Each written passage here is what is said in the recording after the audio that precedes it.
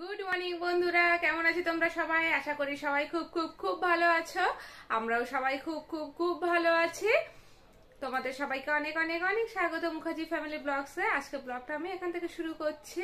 সবার ব্রেকফাস্ট হয়ে গেছে, আর পাকুন স্কুল থেকে এখনো নতুন পড়া দেয়নি, পরীক্ষার পরে ওকে আমি কিছুটা হ্যান্ডরাইটিং করিয়ে নিয়েছি। তারপরে যাবো রান্না বান্না করতে। আজকে বেশি কিছু রান্না করব না, শরীরটা এখনো পুরোপুরি ঠিক হয়নি। মুখটা বুঝতেই পারছো এখানটায় একটু ফোলা ফোলা রয়েছে ঠান্ডা লাগাতে। তো চলো কি রান্না করে অবশ্যই তোমাদের সাথে শেয়ার করবো। চলো টাটা। এই দেখো ভাতটা আমি আগেই বসিয়ে দিয়েছি, ভাতটা হয়ে যাওয়ার মতো হয়েছে, একটু জোরটা কমিয়ে রেখে দিয়েছি আর কি, লো ফ্লেমে রেখে দিয়েছি, আস্তে আস্তে হোক। আর এখানে আমি ডাল ফোড়ন দেবো। ডালটা আমি কড়াইতে সেদ্ধ করে ডালটা আমি ঢেলে রেখে দিয়েছি। আর এবার এর মধ্যে আমি ফোড়ন দিয়ে দিচ্ছি। তেজপাতা ফোড়ন দিলাম, একটা শুকনো লঙ্কা আর সাদা জিরে। এটা আগে ফোড়নটা করে নিই আমি ভালো করে। আজকে নিরামিষ রান্না, আমার শরীরটাও ভালো নেই। আগের দিনই বলছিলাম যে একটু ঠান্ডা লেগে মাথাটা ব্যথা হচ্ছে, বেশি কিছু আজকে রান্নাও করছি না। আগের দিন মোচা করে রেখেছিলাম, মোচাটা রয়েছে। আর আজকে ডাল আর আলু উচ্ছে ভাজা করবো, আর কিছু করবো না। দেখো ফোড়নটা হয়ে গেছে, গন্ধ বেরিয়ে গেছে ভালো। এবার আমি এখানে ডালটা দিয়ে দিচ্ছি। তার আগে বলে রাখি, আজকে আমি এই ডালটা করছি একটু সবজি ডালের মতো। এটা মুগ ডাল রয়েছে, এর মধ্যে আমি টমেটো কুচি, তারপরে গাজর কুচি, একটু বিনস, একটু আলু কুচিয়ে দিয়ে দিয়েছি এর মধ্যে, আর কাঁচা লঙ্কা।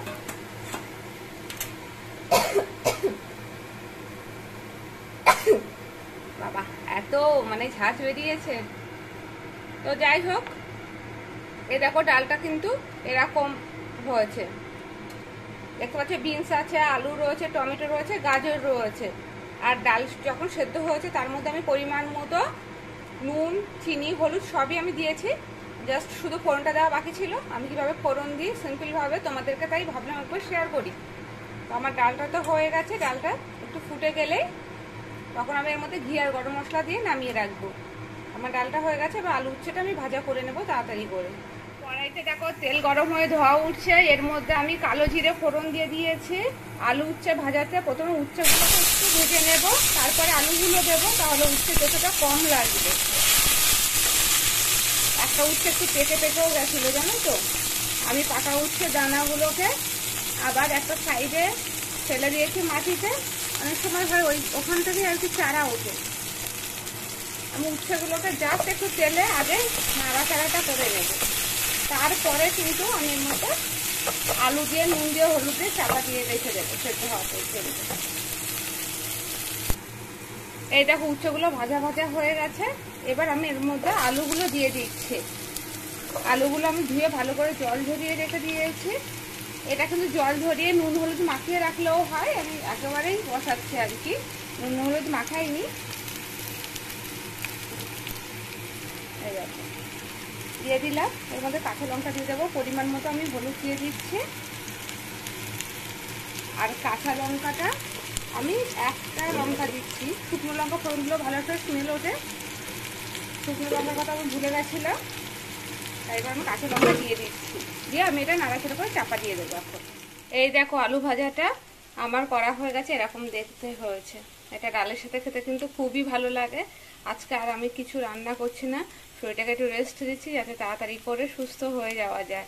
চলো টাটা। আমার রান্না বান্না সবকিছু কমপ্লিট হয়ে গেছে। আজকে তো বললাম বেশি কিছু রান্না করিনি, শরীরটা ভালো নেই বলে। তোমাদের আরো কিছু মার্কেটিং আগের দিন দেখানো সম্ভব হয়ে ওঠেনি, তো এখন সেই মার্কেটিং গুলো দেখাচ্ছি। আরো কিছু শাড়ি কেনা হয়েছিল, যেগুলো গিফটের জন্য আর কিছুটা আমাদের জন্য। তো চলো সঙ্গে থাকা, দেখো আর কি কি শাড়ি কিনেছিলাম। প্রথমে দেখাই এই শাড়িটা। এই যে শাড়িটা এরকম পিঙ্ক কালারের মধ্যে, একটা মিষ্টি পিঙ্ক কালারের মধ্যে শাড়িটা রয়েছে, এই দেখো। আর এটা কিন্তু এরকম ওভারঅল এই যে কাজটা দেখতে পাচ্ছি সুতোর কাজটা, এটা কিন্তু পুরোটাই এরকম সুতোর কাজ করা রয়েছে। আর পাটটা এরকম রয়েছে। এই একটা শাড়ি কেনা হয়েছিল। এই শাড়িটার পরে আরেকটা শাড়ি দেখাচ্ছি। এই শাড়িটা আমার শাড়ি, সেটা বলে দিচ্ছি। আর বাকি শাড়িগুলো কোনটা গিফটে যাবে, কোনটা ঘরের জন্য থাকবে অতটা বলতে পারছি না। এই শাড়িটা মা আমাকে কিনে দিয়েছে। এই যে এই শাড়িটা আদি ইন্ডিয়ান যে সিল্ক হাউস আছে না কলেজ স্ট্রিটের ওখানে, সেখান থেকে কিন্তু এটা কেনা হয়েছে। সেখানে ভিডিও করা সম্ভব হয়নি, প্রচুর ভিড় ছিল, আর সব জায়গাতে সারাক্ষণ সেভাবে ভিডিও করা সম্ভব হয় না, যার জন্য করতে পারিনি। এই যে আঁচলটা এরকম, এটা একটা অরেঞ্জ কালার, কিন্তু এটা মিষ্টি অরেঞ্জ কালার। এর পুরো শাড়িটাতে এরকম কাজ করা রয়েছে। তো মা এটা আমার জন্য স্পেশালি কিনেছে, যে এটা আমার, আমি জানি, তার জন্য আর কি বলতে পারলাম যে এটা আমার। আর যে শাড়িগুলো রয়েছে, এই শাড়িটা দেখতে পাচ্ছ, এই শাড়িগুলো কি বলতো, অঞ্জলি, পুজোর অঞ্জলি দেওয়ার জন্য কিন্তু খুবই ভালো লাগে। এই দেখতে পাচ্ছ কতটা চওড়া, এই পাশটা দেখো কতটা চওড়া পারে। আর এই যে শাড়িটা এরকম দেখতে। এবার যদি বলো প্রাইস গুলো কত কি পড়েছে, আমি একটারও প্রাইস বলতে পারবো না। আমি মায়ের সাথে যাই, মা সব পছন্দ করে, আমি শাড়ির ব্যাপারে অতটা বুঝি না। আর আমি শাড়ি কিন্তু পরিও ম্যাক্সিমাম মায়েরই শাড়ি পরি। আগের দিনই তো বলছিলাম যে মায়েরই শাড়ি পরা হয় বেশি। আচ্ছা, এই শাড়িটা কেনা হয়েছে, এই যে এই শাড়িগুলো আমাদেরকে ক্যাটালগ দেখায়, এটা ওখান থেকে কেনা হয়নি, এটা অন্য জায়গা থেকে কেনা হয়েছে। এই যে শাড়িটা দেখতে পাচ্ছ, এই মানে এতটা চওড়া করে, এই যে এতটা করে চওড়া পার, ক্যাটালগটা দেখালে তোমরা ভালো করে বুঝতে পারবে। এই যে শাড়িটা বুঝতে পারছো, এরকম দেখতে। এই শাড়ি অনেকগুলো কালারের কেনা হয়েছে। এটা তো এরকম কালার, আর আরো 3টে কালার আছে, আরো 2টো কালার, মানে টোটাল 3টে কালার রয়েছে। এটা আছে এরকম মেরুনের মধ্যে পাড়টা, সেম শাড়িটা মেরুনের মধ্যে পাড় রয়েছে। আরেকটা আছে এই কালারে, এই দেখো এই কালার। তো আগের দিন কিন্তু এই শাড়িগুলো নিয়ে আসা হয়েছিল, অনেকগুলো দোকান ঘুরেছিলাম, আর লাস্টে অনেকটা হাঁপিয়েও গেছিলাম, কষ্টও হয়ে গেছিল। আর যখন তোমাদেরকে আর কি ভিডিওতে দেখাচ্ছিলাম, এইগুলো আমার হাতের কাছে তখন ছিল না, যে যখন আর কি ভিডিওটা আমি শুট করছিলাম, ভাবলাম যে আজকে একটু দেখিয়ে দিই। আগের দিন তো ওইগুলো দেখিয়ে দিয়েছিলাম, আর এগুলোও কেনা হয়েছে। আর তোমাদের কেমন লাগলো আমাদের মার্কেটিং অবশ্যই কমেন্টস করে জানাবে। আর আরো অনেক নতুন শাড়ি আছে যেগুলো ঘরে রয়েছে। মা যেহেতু এই একটাই নেশা, শাড়ি কেনা, শাড়ি কেনা, শাড়ি কেনা, 12 মাস ধরে মা শাড়ি কেনে কম বেশি। তাই পুজো বলে আলাদাভাবে কেনা হয় না, কিছু গিফটের জন্য কিনতে হয়, বা অনুষ্ঠান বাড়ি গিফটের জন্যও সেগুলো মা কিনে রাখে যখন সময় পায় আর কি।